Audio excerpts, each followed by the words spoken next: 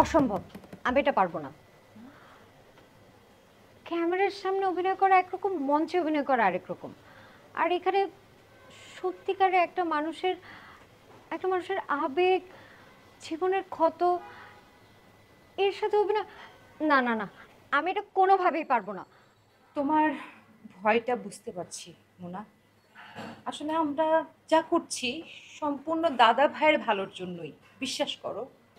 আচ্ছা, আন্দালিব সাহেব যদি সত্যি আমার প্রেমে পড়ে যান, তখন কি হবে? না না, এরকম একজন ভালো মানুষের সাথে আমি অভিনয় করতে পারবো না। হুম। দেখো মুনা, তুমি জানো না, দাদা আর আগের মতো নাই। জাস্ট ইম্যাজিন, উনি একটা ম্যারিড মেয়ের ছায়ায় বসবাস করতেছে, ডিলিউশনে আছে। ইভেন ইভেন উনি আমাদের কারোর সাথে নর্মালি কথাও বলতে পারে না। দাদা ভাইকে আমরা হারিয়ে ফেলছি মোনা। সে আমাদের সাথে থেকেও যেন আমাদের সাথে নেই, সে যেন বহু দূরে।